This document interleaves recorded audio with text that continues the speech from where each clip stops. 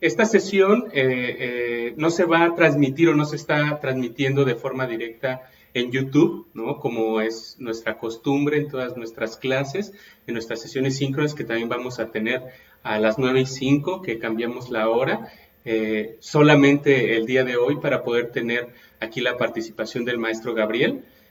Sin embargo, esta sesión el fin de semana o antes, en el momento que yo pueda también agendarme ahí un tiempo, la voy a subir a la plataforma de YouTube y esta no va a estar en cuestiones de videos ocultos, ¿no? Como normalmente se hace en nuestras sesiones síncronas, sino va a quedar abierta al público para que ustedes puedan irla a revisar las veces que ustedes lo deseen, ¿vale? Entonces, bueno, ahí ya sin más preámbulos, les doy la bienvenida a todos y todas las que estamos aquí en estos momentos. ¿Vale? Mi nombre es José Acausi Castañeda Vázquez, yo estoy ahí acompañándoles como su tutor, aunque esta sesión es extra a nuestras actividades pues, de Prepa en Línea CEP. Y esta sesión la estamos articulando a partir de que ustedes dentro del cuestionario, dentro de nuestra lista de asistencia de las primeras 2 semanas, de hecho, estuvieron colocando ahí en el apartado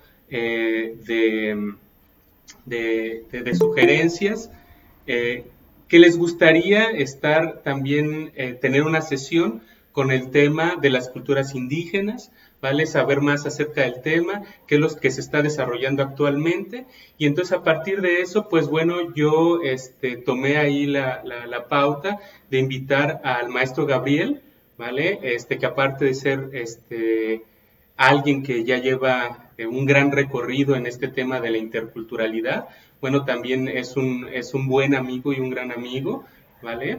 Entonces, bueno, lo presento, él es el maestro Gabriel García, Eduardo Gabriel García Rodríguez, ¿vale? Su nombre completo. Él es licenciado por la UNAM en el área de pedagogía y tiene su maestría también en pedagogía por parte de esa institución. En Ciudadana y Asuntos Indígenas en la Nicolás Romero.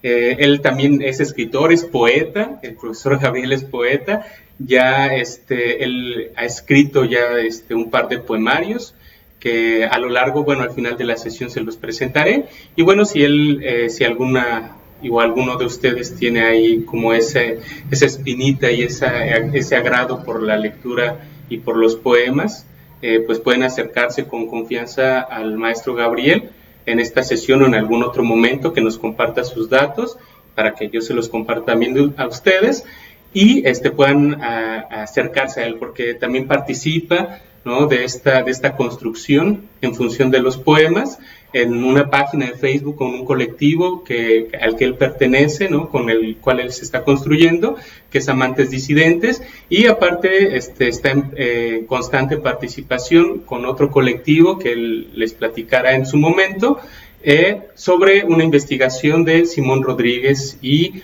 bueno, pues él ha hecho todo un rastreo de Simón Rodríguez bien interesante. Entonces, bueno, sin más preámbulos, le doy la palabra al profesor, al maestro Gabriel García, y adelante, Gabriel. Bien, ¿qué tal? Pues buenas noches. ¿A todos me escuchan bien ahí? Sí. Perfecto. Bien, buenas noches a todas y a todos quienes nos acompañan el día de hoy. Agradeciendo la invitación del profesor José Acausi, con esta inquietud que me comentaba que ustedes manifiestan en estos cursos de CEP en línea, en la que querían ustedes conocer un poco más sobre cuál es el estatus actual, ¿no? de los pueblos indígenas en México. Y en ese sentido, pues, tuvo a bien hacerme la invitación, ya que, bueno, al menos llevamos desde 2008 que estudiaba la licenciatura trabajando estos temas. Es importante el tema de los asuntos indígenas en México porque, como ustedes saben, es una raíz, es un origen que sin duda tenemos, ¿no? Somos partícipes de ella, ¿no? Es innegable decir que no atendemos a una raíz de pueblo indígena, al menos aquí en México, ¿no? Entonces, ahorita les voy a hacer una presentación en la que vamos a ir escudriñando de una forma muy general, muy rápida, ¿no? El tema, ya que cada una de las vertientes que se puedan desprender del estudio de los pueblos indígenas y afromexicanos, pues nos va a permitir, dependiendo de los intereses que ustedes tengan respecto de una línea de estudio o de alguna materia en particular que les llame la atención, pues poder ir colocando, ¿no?, algunos temas, algunas problemáticas, algunas inquietudes que a ustedes les puedan surgir. En ese entendido, pues les hemos compartido al profesor Jacobsi 3 lecturas en las que ustedes pudieran ir adentrándose a la temática, de tal forma que esto no quede solamente como una inquietud pasajera, ¿sí? Y que finalmente ustedes la puedan quizá retomar para otras investigaciones o para otras tareas que ustedes desarrollan en estos cursos en línea y a distancia. Entonces, a ver, voy a compartir mi pantalla y les voy a pedir que me digan si sí se alcanza a ver, por favor. ¿Ahí se ve bien?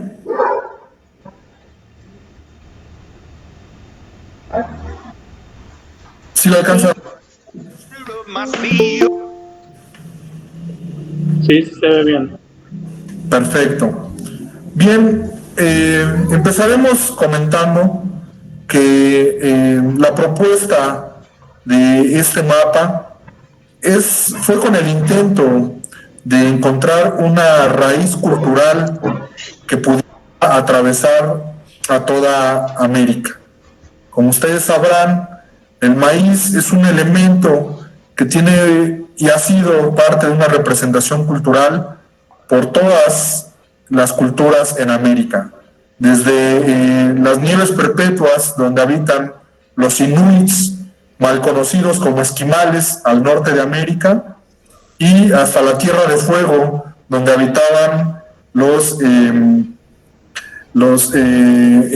ahí se me fue, la tierra mapuche, ¿no?, de Tierra de Fuego, ¿no?, que comparten parte de Argentina y parte de Chile.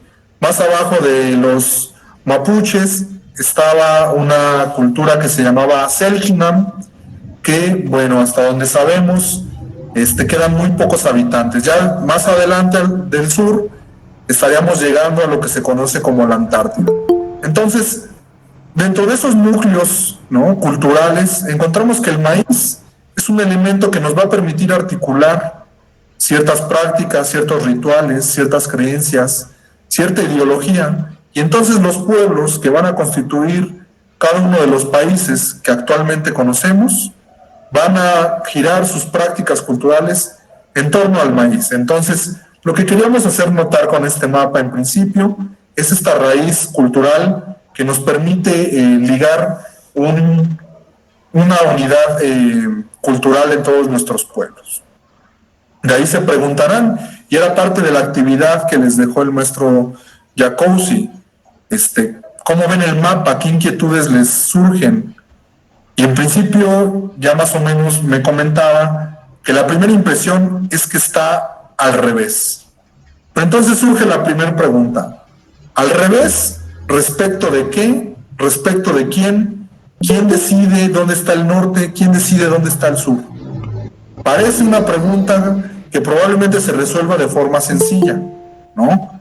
Pero no es tan sencilla como parece, porque desde que nosotros estamos en la primaria nos han dicho que la representación del mundo del mapamundi es como la conocemos, pero eso obedece a una cierta lógica de entender el mundo, que no es la misma para cada uno de los pueblos que habitamos en todo el planeta.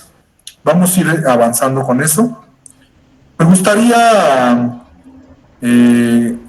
comentar este fragmento que es del libro de los abrazos de Eduardo Galeano, un uruguayo que sin duda les invito a leer. Él fue periodista e intentó recopilar en sus textos ciertas experiencias de los pueblos en los que pudiera reflejar cierta filosofía, cierta ideología, cierta cosmovisión, cierta forma de entender el mundo. En este fragmento dice: el mundo. Un hombre del pueblo de Neguá, en la costa de Colombia, pudo subir al alto del cielo y a la vuelta contó. Dijo que había contemplado desde allá arriba la vida humana y dijo que somos un mar de fueguitos. El mundo es eso, reveló. Un montón de gente, un mar de fueguitos. Cada persona brilla con luz propia entre todas las demás. No hay dos fuegos iguales, hay fuegos grandes y fuegos chicos, y fuegos de todos los colores. Hay gente de fuego sereno que ni se entera del viento, y gente de fuego loco que llena el aire de chispas. Algunos fuegos bobos, no alumbran ni queman, pero otros arden la vida con tantas ganas que no se puede mirarlos sin parpadear, y quien se acerca se enciende. En ese entendido, con este fragmento, es una invitación a mirar la vida, ¿no? Como estos fueguitos, estas formas que brillan con luz propia. Y entonces eso nos permite transitar junto con el maíz a uno de los símbolos que están presentes con diferentes representaciones, como lo alcanzamos a observar en la diapositiva, esta idea que se le da al movimiento, ¿no? Esta forma que en otras culturas lo han nombrado el bien y el mal, el yin y el yang. Acá, en las culturas americanas, es la representación del movimiento, del cambio, es la representación en la que podemos ver las 4 direcciones cósmicas, la tierra, el cielo, el inframundo, y también nos da la perspectiva del este, del oeste, del norte, del sur y del centro. En ese entendido, podemos ver que esta representación nos va a dar una idea de cómo pensar el espacio, recordando un poco que el espacio como tal, ¿no?, en su idea más profunda, no tiene un norte, no tiene un sur, ¿sí? Se expande constantemente, ¿sí? A partir de las teorías, por ejemplo, del Big y el Bang, ¿no? En la cual nos menciona que somos parte de una gran explosión, ¿no? El universo se crea a partir de una gran explosión, y esta explosión lo que implica es que se sigue expandiendo. Entonces, en principio, ¿no?, empecemos con esa idea primaria, es que no existe, ¿no?, en principio, un norte y un sur. Estas ideas se fueron inventando con el tiempo. Y en ese sentido es que les presento el primer mapa que va a acompañar el análisis con el que empezamos, ¿no?, con la actividad que les dejó el profesor Jaco, en la que se plantea que los mapas forman parte de lo que se conoce como un paradigma geopolítico. Geo viene de tierra y político, pues de digamos, de la polis, es decir, de las ciudades, ¿sí?, y del cómo debe ser el ciudadano, es decir, el ciudadano dentro de la tierra. Entonces, este primer mapa es la primera representación, fíjense, de 1507, hecha por un alemán que se llamó Martin Waldseemüller, en 1507. Este mapa obedece a las descripciones que en su momento hizo Cristóbal Colón cuando llega a este continente, y después a las investigaciones que hizo Américo Vespucio, que él era cartógrafo. Como él interpreta las anotaciones de estos dos personajes que nos los enseñan desde la primaria, es que entonces logra hacer esta representación en la que podemos ver ahí un pedazo amorfo, ¿no?, alargado, ¿sí?, de tierra, en el que Martin Waldseemüller, al haberlo puesto por el análisis que había hecho de los mapas de Américo Vespucio, retoma el nombre, y justo él es el que bautiza a esta tierra como América. De ahí entonces que nos enseñen en la primaria que nos llamamos, o este continente se llama América en honor a Américo Vespucio. Es importante mirar a estos personajes, porque déjenme decirles que Cristóbal Colón se muere, ¿no?, sin saber que había llegado a otro continente. Él se queda con la idea de que había llegado a las Indias Orientales, que era el lugar donde quería llegar. Hay que recordar también que en la época, ¿no?, cuando se estaba preparando el viaje a lo que después fue América, es decir, antes de 1492, todavía se creía, se tenía la teoría de que la Tierra era plana, ¿sí? Entonces, con esa idea que ya para la época actual nos parece muy discordante con la realidad, es que se construyó la idea de que entonces, si viajaban hacia el oriente, iban a poder llegar a las Indias orientales. Pero ¿qué es lo que pasó? Pues que se encontraban con esta masa continental que ahora conocemos como América. Entonces, esta idea del paradigma geopolítico nos va a permitir ir viendo cómo se van configurando, cómo se fueron configurando, imagínense, desde 1507 hasta la actualidad, los mapas con los que trabajamos en la primaria. Y entonces se empezaron a hacer diferentes proyecciones. Una de las primeras proyecciones es esta que en la pantalla está en la parte de arriba, la proyección conocida como proyección de Mercator. Fíjense, 1569, en las que ya con todas las expediciones que se habían realizado, ¿sí?, se empieza a hacer una configuración de lo que va a ser la representación, entre comillas, del mundo. Y entonces empezamos a notar que el mapa con el que trabajamos en la primaria, que es el de arriba, empieza a configurar ciertas dimensiones en las que el centro, ¿sí?, del mundo, como lo vemos, es Europa. ¿Por qué Europa? Pues porque Europa se constituía como la hegemonía, como el país, como la región más importante y desde la cual había nacido el conocimiento. Entonces, si se dan cuenta, haciendo la división, queda en el centro. Ajá. Y entonces, si nosotros tuviéramos que dividir el mapa a la mitad desde la línea del Ecuador, nos queda desfasado si es que lo alcanzan a notar. En la que la región que conocemos como norte queda con una masa de tierra, una masa continental superior por mucho a lo que en todo caso sería el sur. Esta idea se va a ir configurando, o va a ir configurando ideologías en la que entonces lo que está en el norte es mejor que lo que está en el sur. En el norte se encuentra lo bueno, en el sur se encuentra lo malo. En el norte está Dios, en el sur está el diablo. En el norte se encuentra la raza blanca, en el sur se encuentra la raza morena, negra u otras. Ajá. Entonces, no es fortuito que estos mapas se han ido configurando de esta manera.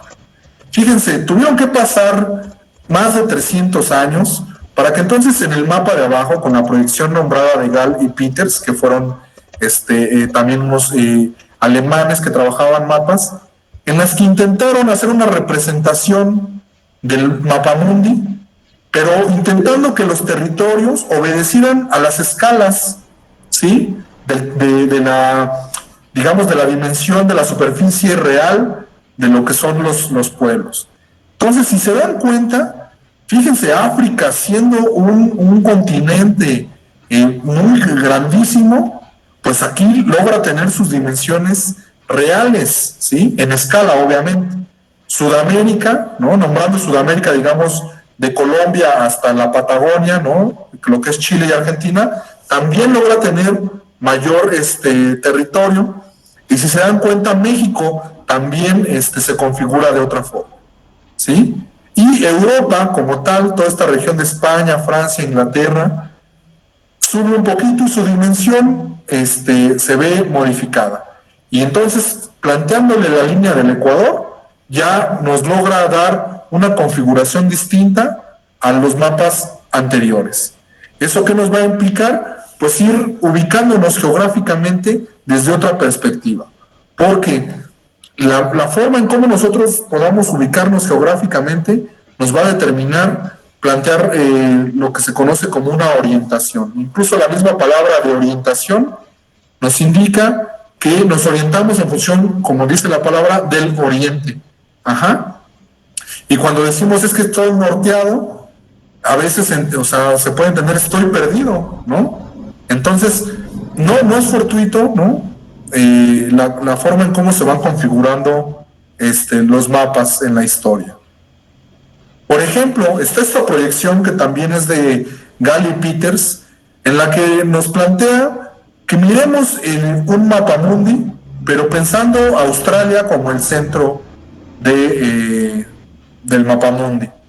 Si se dan cuenta, visualmente nos vuelve a ubicar, ¿no?, esta distribución en otro lugar, en otro sentido. Nos cambia totalmente la perspectiva, en la que en su parte inferior derecha o en mi parte inferior derecha de la pantalla, Europa se queda relegada, a un pequeño espacio, digamos, del mapa. Queriendo decir con esto que esta hegemonía que se ha planteado, ¿no?, como que todo el conocimiento, la filosofía nació en Grecia, en Europa, se ve modificada y anclada en otra significación. Por otro lado, el lugar que nos interesa, América, también logra tener un cuerpo, ¿sí?, un enriquecimiento de su cuerpo territorial en esta representación. Entonces, quiero que desde este mapa vayan pensando cognitivamente, ¿sí?, ¿qué están pensando, ¿no? Más allá de la idea de que si está al revés, que ya dijimos que no hay un derecho y un revés en los mapas, ¿qué les hace pensar? Si a nosotros desde la primaria nos enseñaran geografía con este mapa, ¿cómo creen que sería actualmente nuestra forma de ubicarnos en un espacio? ¿Sí? Voy a dejar esa pregunta ahí para que la vayamos reflexionando y la retomemos en el segundo momento en nuestro conversatorio. Bien, de ahí nos disparamos entonces a plantear una serie de conceptos que nos van a ayudar a entender los mapas que les acabo de mostrar, que son la idea de multiculturalidad, pluriculturalidad e interculturalidad. Quiero que ahí nos detengamos a reflexionar en cada una de ellas para que podamos realizar el ejercicio que tenemos preparados para ustedes.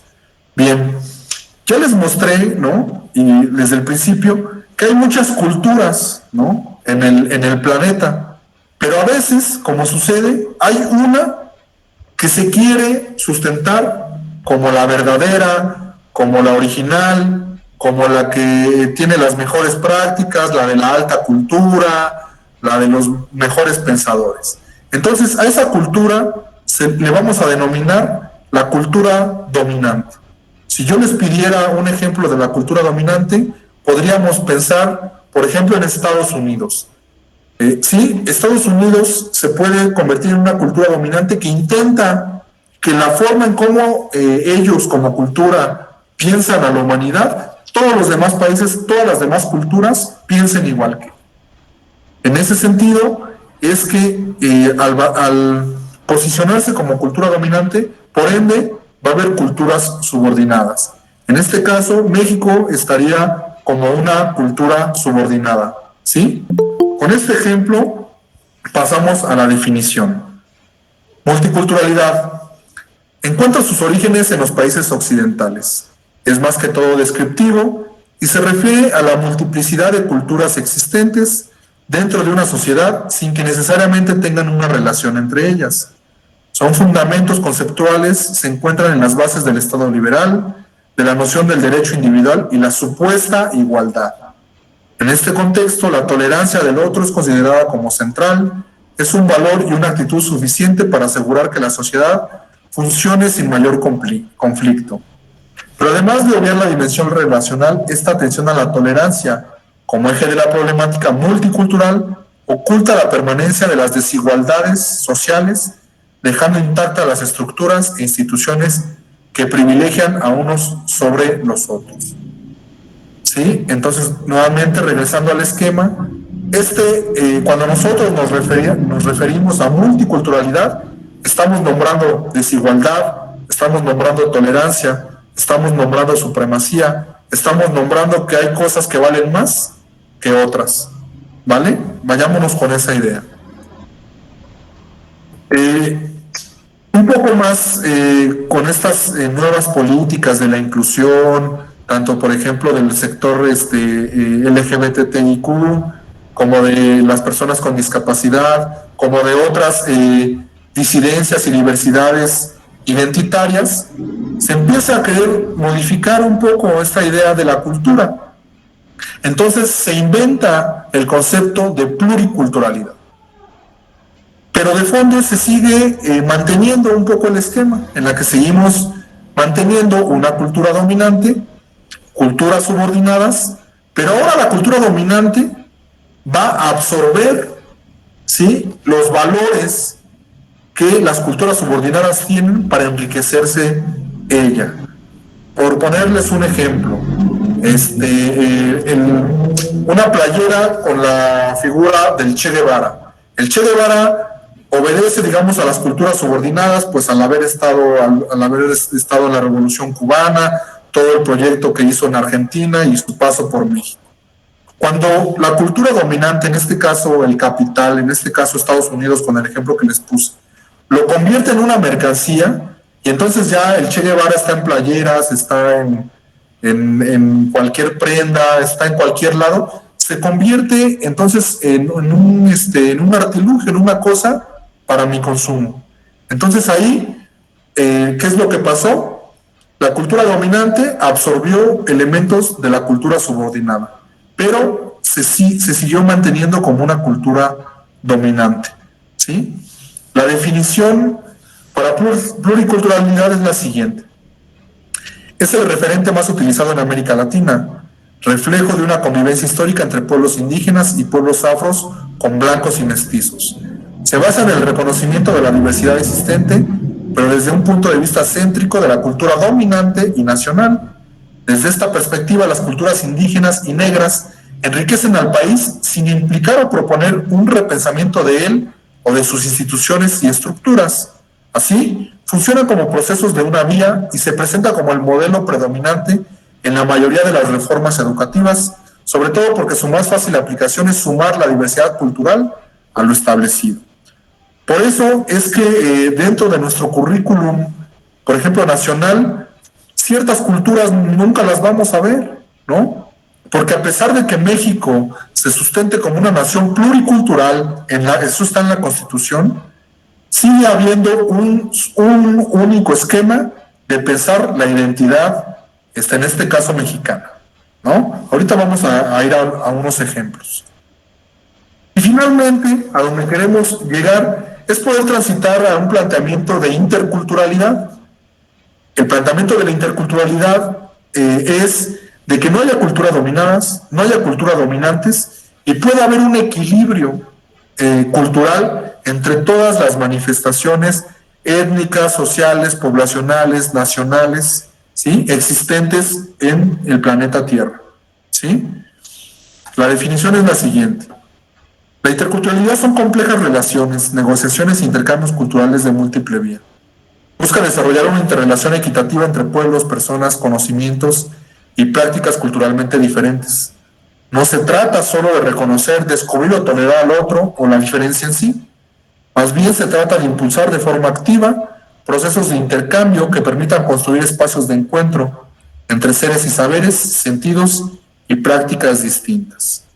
Si se dan cuenta, entonces, la interculturalidad nos va a proponer romper con esos esquemas de dominación y de hegemonía para que logremos entre todos construir un equilibrio, o como dicen los zapatistas en los pueblos mayas del sur, un mundo donde quepan muchos mundos, ¿sí?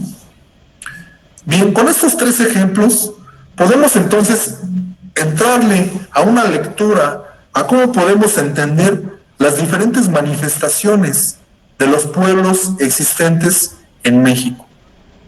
Yo no sé si ustedes sabían, pero en la actualidad están reconocidos en México 68 pueblos indígenas, más el afromexicano, más el nombrado mestizo, más las manifestaciones culturales de otro tipo de pueblos que han migrado, en los cuales tenemos comunidad china, de Japón, tenemos comunidad alemana, holandesa, en fin, libanesa. Es decir, hay muchos sectores dentro de México en los que hay representaciones culturales. Entonces, que desde la llegada de los españoles que querían encontrar las Indias Orientales, ¿sí?, se ha tratado de que toda esa diversidad, toda esa riqueza cultural que había, extinguirla, exterminarla. Ajá. Se cuenta, se dice en los libros de historia que para 1500 todavía había más de 250 pueblos indígenas. ¿Qué implica eso? Que fíjense que durante ya poco más de 500 años se acabó, pues, casi con su totalidad, ¿no? Entonces eso nos hace pensarnos qué es lo que estamos haciendo, por qué tendríamos en ese sentido que valorar esas manifestaciones culturales de las que sin duda somos parte. Ajá. Y en ese sentido, aquí viene una pregunta que va a estar dentro de las actividades que van a realizar el día de hoy, que es, ¿ustedes se consideran indígenas? ¿Qué significa ser indígena en la actualidad? ¿Qué significó ser indígena en los tiempos pasados? Aquellos que nada más nos han enseñado en los libros de historia o que los indígenas están en los museos. Como les mencioné, hay al menos 68 pueblos indígenas, que estos 68 pueblos indígenas tienen su propia lengua, ¿sí? En ese sentido, tenemos en México 68 formas de nombrar el mundo, de nombrar la educación, de nombrar la realidad, de nombrar el entorno que tenemos, ¿sí? Más 365 variantes dialectales. Aquí es importante aclarar que una lengua es toda una construcción gramatical, ¿sí?, que tiene cada pueblo. A veces utilizamos, oye, ¿y esos qué dialecto hablan?, como una forma despectiva. En todo caso, el español que hablamos en México sería un dialecto, sería el dialecto mexicano. La lengua original sería el español de Castilla que se trae a este territorio, ¿sí? Entonces ahí hay que tener cuidado cuando utilicemos de forma despectiva el dialecto. Más bien tenemos que referirnos a una lengua o a un lenguaje. Y en ese sentido empezamos a decir, bueno, híjole, ¿soy indígena yo? ¿No lo soy? ¿Qué me hace ser indígena?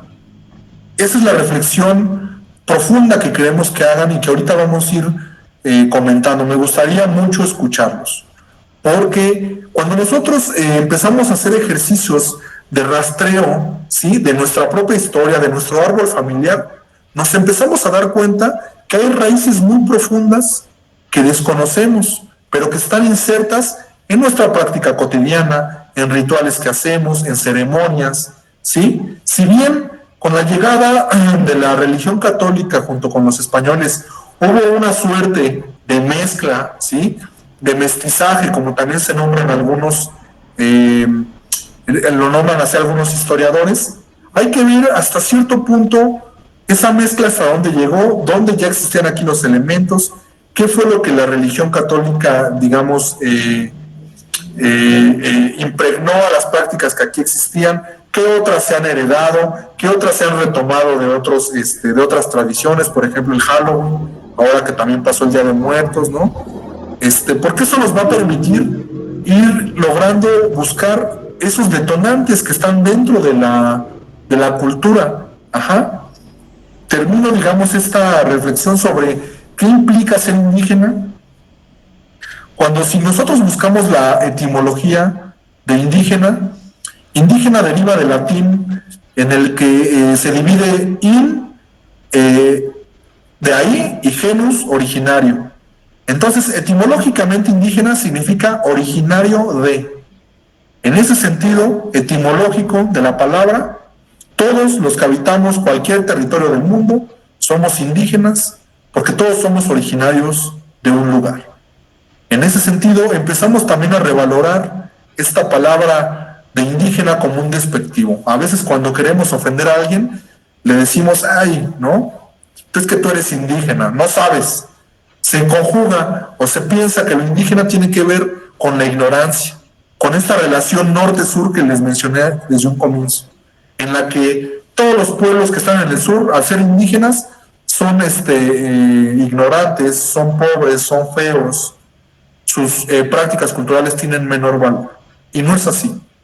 Ajá. Esa construcción, junto con los mapas, ha sido un invento que se han construido a partir de quienes ostentan el poder y quienes crean esas hegemonías. Para ir perfilando la parte final de esta presentación, les comparto que actualmente estoy trabajando en el municipio de Nicolás Romero. Eso está al norte de la Ciudad de México. Estamos colindando casi con Villa del Carbón y la carretera que sale rumbo a Querétaro. Y porque nos dimos cuenta que aquí en Nicolás Romero hay un pueblo otomí, de orígenes otomí, que se llama San Francisco Magó. San Francisco Magó históricamente fue negado, se les fue dicho que ellos ya no eran indígenas, que ya como no usaban taparrabos, o sea, también esa idea se piensa que el atraso tecnológico tiene que ver con ser indígena y no es así. Que se les prohibió hablar su lengua, se les discriminaba, se les violentaba, y entonces las familias que todavía hablaban otomí, pues a sus hijos ya no se los quisieron enseñar. Entonces, ahorita de una población de 17,000 habitantes de ese pueblo, alrededor de 1,000, menos de 1,000, todavía hablan la lengua. Aquí hay que hacer una anotación en la que si se pierde una lengua, la que ésta sea, en el mundo, no solamente de México, se pierde una forma de entender, de comprender la existencia humana. En ese sentido es que entonces el trabajo que yo hago, ¿no? Desde la pedagogía, ¿no? Yo también he sido profesor, ¿no? En algunos espacios, es que empezamos a ver de dónde empezamos a recuperar experiencias y a anclar escenarios para poder fortalecer estos procesos culturales y que no se pierda la lengua, que los niños puedan aprender otra vez, en este caso específico el otomí, generar materiales didácticos, ¿sí?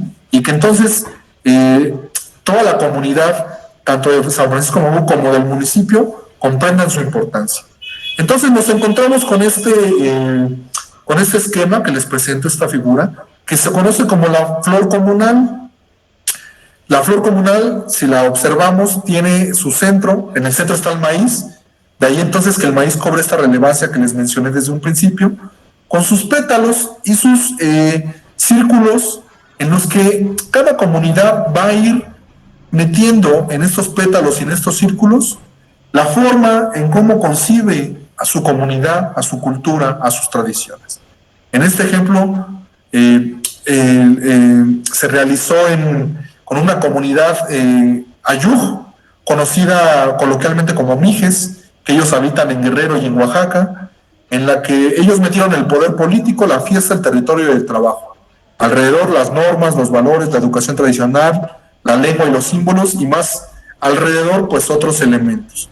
Ellos se dieron cuenta que si su comunidad seguía manteniendo y enriqueciendo y fortaleciendo estos elementos que tienen en su flor, podían seguir caminando como cultura, ¿sí? Y contraponiéndose a esas ideas de querer cooptar, de querer robar el conocimiento que se genera en las comunidades. Utilizando este ejemplo, es que nosotros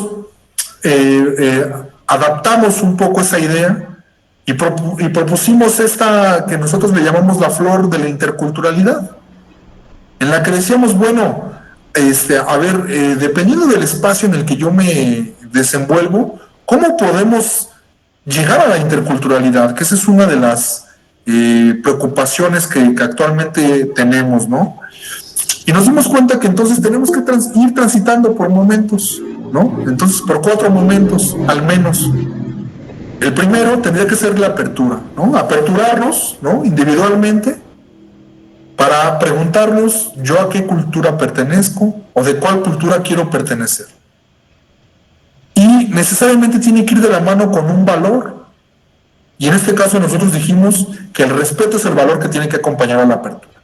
Aperturarnos con nosotros mismos y con los otros. Respetar que el otro es diferente a mí y que juntos podemos construir procesos, proyectos que atiendan necesidades individuales, pero también colectivas. Eso nos permitiría transitar al segundo momento, que es la recuperación. La recuperación de la mano con el valor de la solidaridad, en la que nos damos cuenta de que si tú me ayudas, yo te ayudo, y nos ayudamos todos, crecemos colectivamente. Hay una idea de la educación que dice que nadie libera a nadie, pero tampoco nadie se libera solo. todos nos liberamos en comunidad, en comunión. Así, la educación, nadie educa a nadie, ni nadie se educa solo. Todos nos educamos colectivamente. En este caso, con el ejercicio que vamos a hacer, ustedes me van a enseñar a mí. Yo ya ahorita les estoy enseñando a ustedes, pero ustedes me van a enseñar a mí. Yo los voy a educar a ustedes, pero ustedes me van a educar a mí. Tiene que haber ese ejercicio, ¿sí?, de compartición también de los saberes que ustedes son poseedores. El tercer elemento es la transgresión. La transgresión es un elemento fuerte en la cual nos enfrentamos a esa hegemonía que nos ha dicho que las cosas no tienen por qué ser así. Este elemento tiene que ir de la mano con la congruencia. Hay que ser congruentes con la forma en cómo nos conducimos, en la forma en cómo nos educamos. Decíamos, yo no puedo ser partícipe de un proceso educativo como el que ustedes están realizando si solamente hago como que estudio, si no participo de las actividades, si me dejan alguna tarea y no la realizo. Ahí estamos siendo incongruentes. Para poder llegar a la interculturalidad hay que lograr esa congruencia. Que el lugar que nosotros desempeñemos como hijos, como pareja, como profesionales en el oficio que ustedes desarrollen, como padres o amas de casa, que hagamos la parte que nos toca, que seamos congruentes en ese colectivo que queremos conformar, para que entonces podamos llegar a este cuarto momento que es el del equilibrio. El del equilibrio que va de la mano con el valor de la reciprocidad, en el que la reciprocidad es el elemento en el que yo voy a compartir y a compartirme, ¿no?, con los otros, conmigo mismo, para generar procesos de resolución de necesidades que tengamos. Por ejemplo, resolver necesidades muy específicas y contextuales. Por ejemplo, pavimentar la calle de mi casa. Me tengo que poner de acuerdo con todos los vecinos, ¿no? Ser solidario, respetar las ideas, ser recíproco con el trabajo que podemos realizar para que se pavimente. Pero si de principio piensan, no, pues que ese vecino ni siquiera ayuda, él no sabe trabajar, ya estamos rompiendo con ese equilibrio al que podemos llegar, ¿sí? Entonces ahí estaremos rompiendo totalmente con la interculturalidad. Entonces hay que hacer una reflexión de cuál es el momento en el que nos encontramos, cómo podemos ir transitando en mi vida cotidiana por estos 4 momentos para poder generar un proceso de interculturalidad. Finalmente, con esta comunidad con la que estamos trabajando, ellos decidieron que en el centro de su construcción simbólica debería de estar el maguey, porque el maguey es representativo de la comunidad, ¿sí? También lo es el maíz, pero ellos decidieron que el maguey es un elemento simbólico cargado de muchos elementos desde los cuales ellos podían empezar a anclar sus perspectivas de usos y costumbres, de tradiciones, de saberes, de rituales, de conocimientos. Entonces ellos empezaron a adoptar, ¿no?, cada elemento, por ejemplo, las flores, que son las familias de cada barrio, las nuevas generaciones que quieren aprender el otomí, las semillas como ese ciclo de vida en el que se renuevan los saberes, con los abuelos que siguen contando las historias, en la piña del maguey, donde quieren que estén las costumbres, ¿no?, el 4 de octubre, que es la fiesta patronal, el carnaval en febrero, en el quiote, que es este brazo que va creciendo, ¿no?, con el paso de los años se va fortaleciendo. Ahí ellos dicen que están los valores, que es lo que permite que el maguey madure, que el maguey dé sus frutos. Cada una de las pencas, que las pencas se utilizan pues para hacer la barbacoa, dijeron, bueno, que ahí lo podemos juntar con las prácticas culturales, ¿no?, con prácticas como el amortajamiento, el apoyo a adultos mayores, las púas que tienen los magueyes, como esa resistencia otomí que ha permanecido por más de 500 años, las raíces con nuestros ancestros. Hay pinturas rupestres que han sido recientemente descubiertas, la lengua otomí, que pese a todo, insisto, pese a que se ha querido que se extinga, permanece ahí. El bosque en el que crecen los hongos comestibles, ¿sí?, como un elemento primordial de la canasta básica de la comunidad. Y el hijuelo o mecuate, como esa parte que se abraza de otros elementos como la milpa, el maíz, las tradiciones, los rituales, como subir las cruces al cerro para pedir las lluvias y que haya buenas cosechas. Entonces, si bien les aventé ahorita un panorama amplio, es con la intención de que ustedes puedan observar que pese a que de repente podamos negar cierta raíz, cierto origen indígena que nosotros tengamos, actualmente están muy vivos, ¿no? Actualmente se han generado políticas públicas para que haya mayor atención a la población indígena, a la población afro, a que, aunque nosotros consideremos que no somos indígenas, también podamos apelar a la interculturalidad y bueno, muchos procesos en los que nos gustaría, ¿no? Vamos a pasar a este segundo momento, escuchar sus reflexiones y poder profundizar un poquito más. Hoy, pues obviamente por el tiempo que tenemos de la clase no nos va a dar, pero seguir insistiendo en que hay procesos colectivos, en que hay procesos culturales, de los que sin duda somos parte, de los que México tiene una riqueza muy fuerte que se basa en sus culturas, en las lenguas que se hablan y en todo el conocimiento ancestral que está sucediendo en la realidad. ¿Sí? No me queda más que entonces con esta presentación agradecerles. Tlazocamati es gracias en náhuatl y Hamadi también es gracias, pero en otomí. Entonces, hasta aquí cerraríamos este primer momento con esta presentación para que pasemos entonces a el diálogo. Jaco, no sé si todavía tenemos tiempo. Creo que sí, maestro Gabriel. Sí, todavía tenemos tiempo, todavía tenemos unos 10 minutitos, ¿vale? Vamos a dar unos 8 o 10 minutos para que los compañeros aquí, todos los estudiantes y las estudiantes que están acompañándonos el día de hoy, puedan también exponer sus comentarios y sus preguntas, porque como tú bien mencionas, creo que una tarea importante que debemos de empezar a poner en acto, pues es la participación, ¿no? Y que esta participación y mediante esta participación podamos colectivizar también los saberes. Entonces, pues yo dejo aquí el micrófono, voy a cerrar yo mi micrófono y dejo que ustedes den sus aportaciones, ¿vale? Sus comentarios y sus preguntas al maestro Gabriel.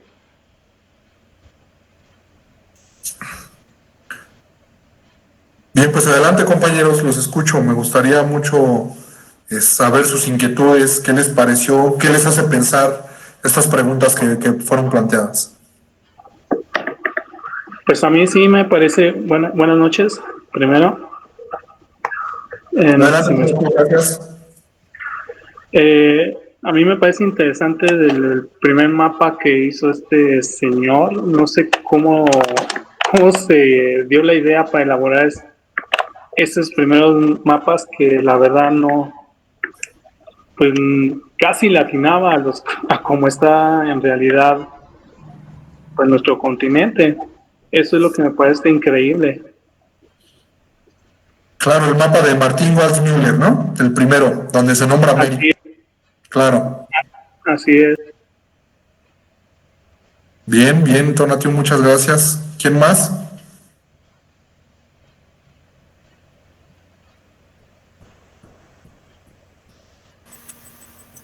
Buenas noches, mi nombre es María Guadalupe y vivo en Atizapán de Zaragoza. Y la verdad es que no tenía conocimiento de que en Villa Nicolás Romero hubiera esta cultura. En ocasiones nos enfocamos a algo más trivial en algunos otros lugares y sí es muy importante conocer estos lugares y pues de alguna forma poder aportar algo si es posible.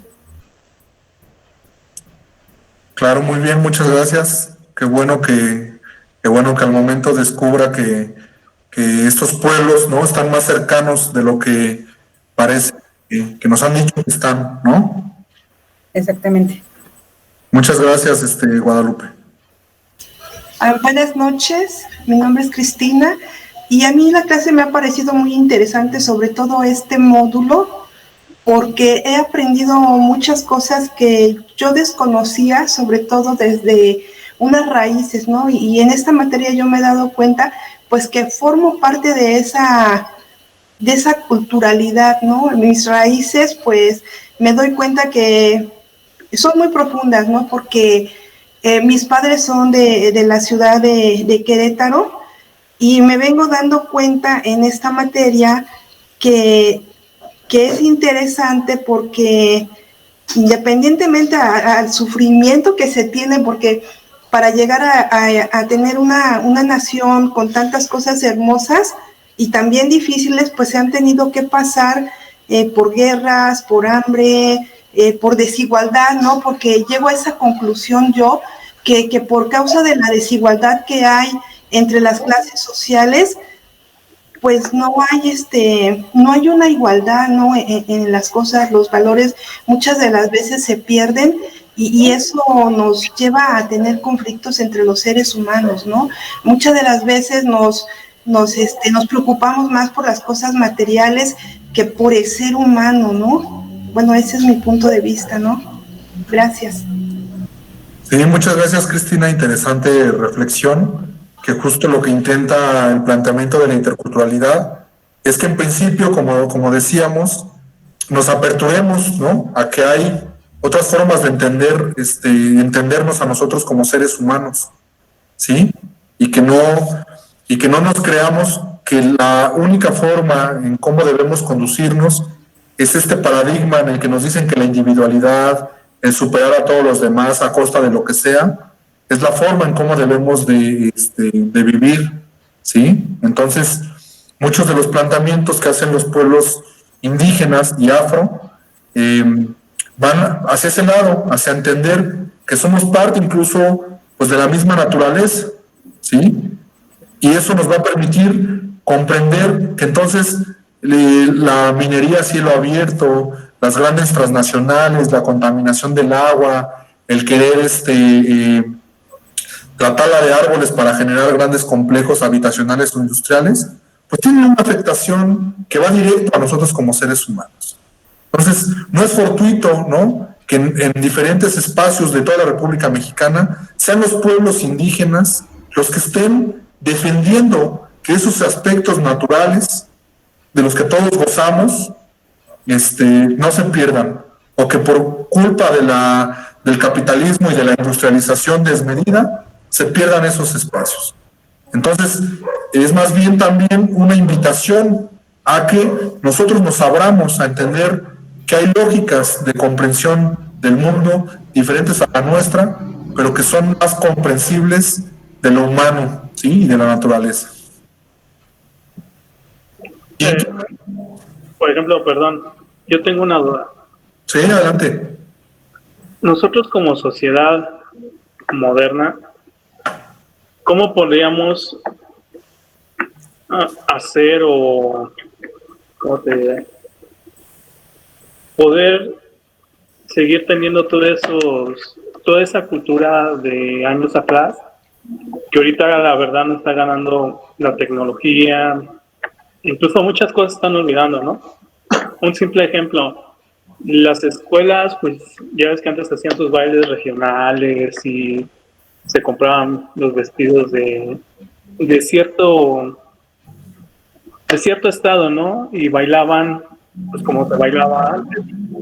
Pero ahora por la economía, por todo esto, se ha estado dejando.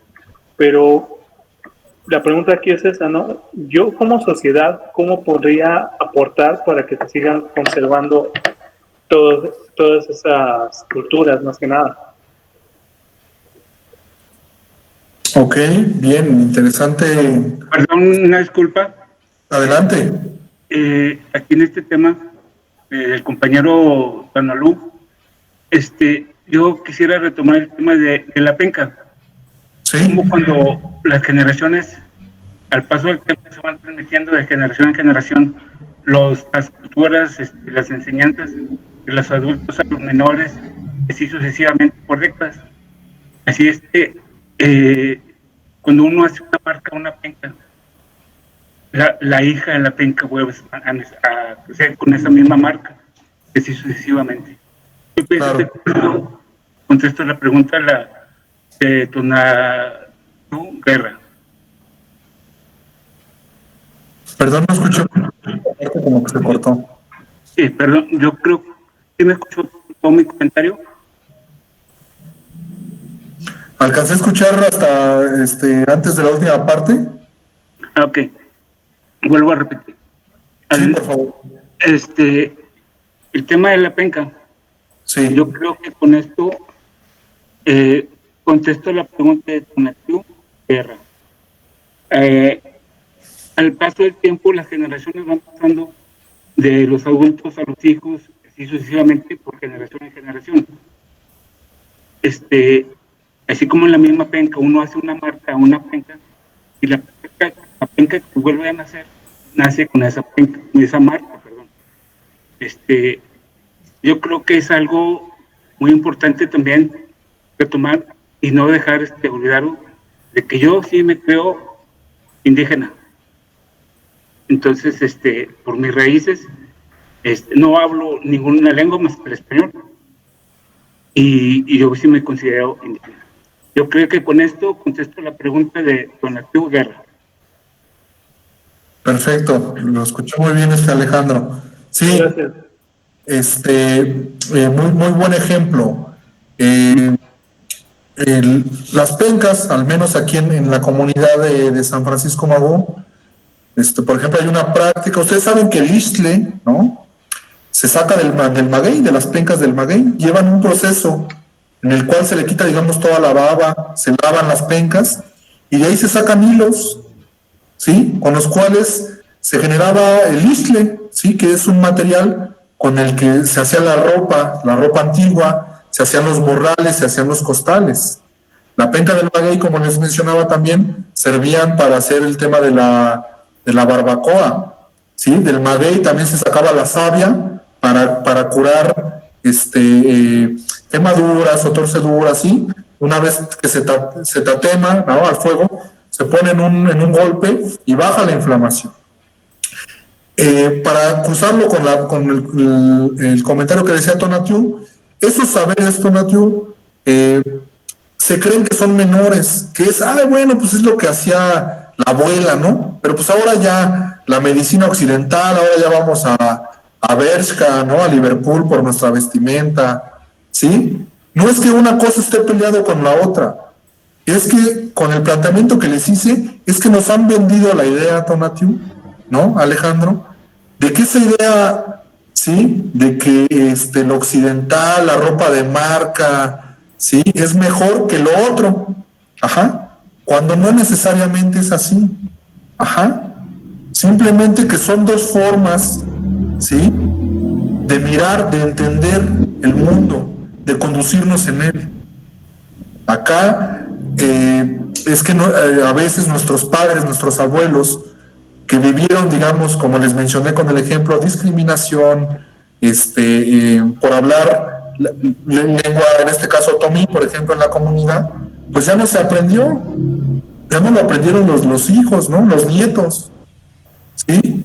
Entonces, una forma de cómo no perder esos elementos que nos permiten, nos dotan de una identidad, ¿sí? Cultural, es que primero hagamos un rastreo en nuestra familia, ¿no? De dónde somos. Muchos venimos de abuelos que migraron a la ciudad o a las grandes capitales, ¿no? Pero que sin duda hay elementos culturales que están ahí, pero que quizá porque fueron discriminados ya no los pasaron a la nueva generación. Entonces, si hay algún elemento que nosotros consideremos que es importante y que incluso que nos atrae, pues entonces hay que retomar esas prácticas. Y que esas prácticas no tienen por qué estar peleadas, insisto, con la tecnología. Uno piensa que un indígena, o esta idea de que tenemos de alguien indígena, es que anda en taparrabo, que no debe de usar celular, que no puede adquirir un iPhone, o que no puede tener un carro. No, o sea, esa es la idea que nos vendieron, ¿saben? O sea, entonces es más bien analizar y profundizar en eso y pensar que los indígenas actuales existentes no son los mismos que están en el Museo de Antropología e Historia, ¿sí? Son alguien como ustedes, como yo, como cualquier otro ser humano. Simplemente que la historia no le favoreció porque alguien de la cultura dominante nos contó el relato de esa persona. Y fue con la que incluso después de 500 años seguimos educándonos, nos siguen vendiendo esas ideas desde la primaria. Entonces, el cierre, no sé, Jaco, si todavía tenemos tiempo, pero yo cerraría un poco diciendo que dudemos de la historia que nos contaron, dudemos de estas ideas de que hay una sola forma de entender el mundo, de que hay una sola lengua que es el español que hablamos, de que hay una sola forma de entender los mapas, de que hay una sola forma de entender el norte y el sur, y que nos abramos a entender, ¿no?, que al menos en México hay más de 68 formas de entender la vida, entender el cosmos, ¿sí? Entonces abrámonos un poco con eso. No sé, maestro Jaco.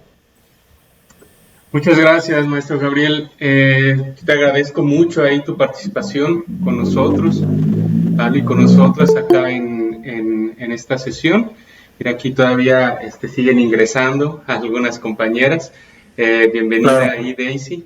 En unos minutos ya vamos a iniciar nuestra clase, pero antes de iniciarla, nos vamos a dirigir, ya saben, a nuestra liga de YouTube. Antes de iniciarla, pues quiero agradecer mucho al maestro Gabriel, ¿no? Desgraciadamente el día de hoy esta sesión no la teníamos pensada más que para 50 minutos. Afortunadamente, digo afortunadamente porque creo que las aportaciones que ustedes han realizado, así como las aportaciones y toda esta construcción que nos permite generar el profesor Gabriel, pues vale la pena quedarnos hasta más tiempo, ¿no? Para mí es una desgracia. Sin embargo, si yo voy a salir de la sesión para dirigirme a la clase, si ustedes quieren quedarse con el profesor Gabriel, pueden hacerlo. Sin embargo, yo le voy a agradecer mucho al profesor Gabriel, por favor, que coloque aquí en el chat los datos, sus datos o su dirección de email, por ejemplo, que nos comparta ahí su página de Amantes Disidentes, que nos comparta también ahí la página del colectivo Inventamos o Erramos, para que ustedes puedan también tener acercamiento directo al profesor Gabriel, ¿vale? Al maestro Gabriel, en caso de que ustedes tengan alguna duda. De todas formas, ahorita en lo que nos trasladamos, bueno, en lo que me traslado personalmente a la otra plataforma para dar pie a nuestra clase, los voy a dejar a ustedes con nuestros ejercicios de reflexión en la plataforma que ya conocemos, ya está abierta, para que ustedes puedan iniciar a ingresar para iniciar ese ejercicio de reflexión. Y estos ejercicios de reflexión, a mí lo que me interesa más con esta gestión que pude realizar aquí con el maestro Gabriel, es que esas respuestas que ustedes realicen en estos dos ejercicios muy breves, podérselas compartir también aquí al maestro Gabriel, para que él en algún momento nos pueda también ofrecer una retroalimentación.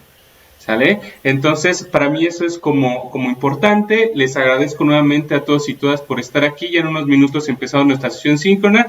Claro, nuestra sesión síncrona ahora va a tener una duración menor, porque yo sé que ustedes ya han puesto energía acá, ya van a poner energía también en la sesión síncrona. Me parece que alguno de los grupos todavía tiene ahí otra sesión síncrona con una compañera facilitadora o facilitador el día de hoy. Así es que, pues, te agradezco mucho, Gabriel, ¿vale?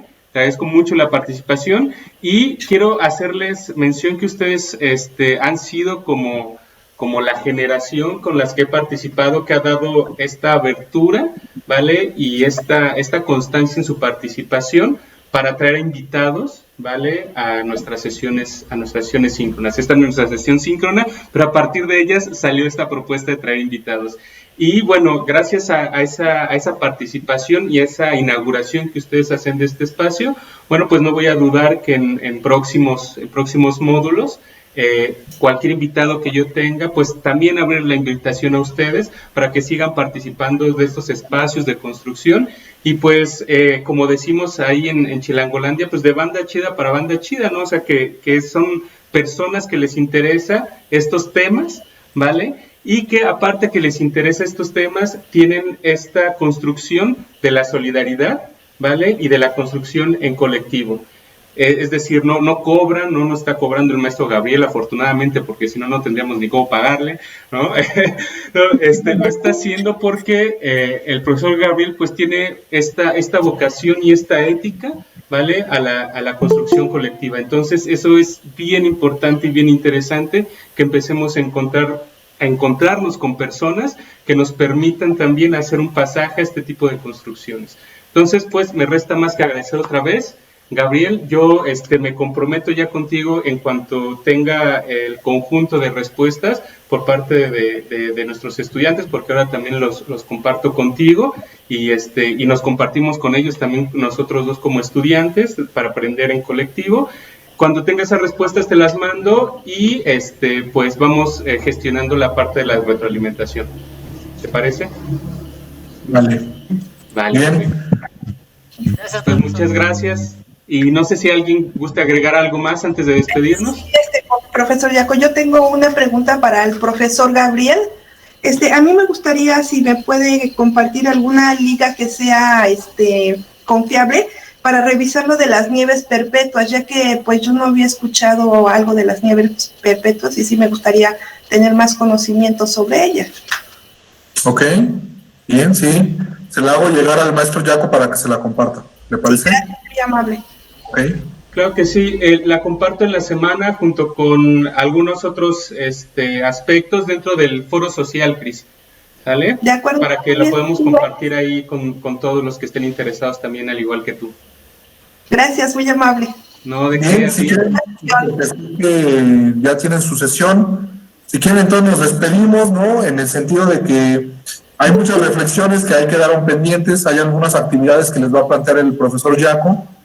Él las hicimos en conjunto, entonces él me va a pasar para que yo las revise y entonces va a haber una retroalimentación, ¿no? Ya si en algún momento logramos generar otro espacio para ampliar las dudas, sin problema estoy ahí pendiente con el profesor Yaco, ¿no? Les agradezco, ¿no? El espacio que me brindaron, su tiempo, su disposición, me gustaron sus comentarios y vamos a estar ahí al pendientes, ¿vale? Muchas gracias.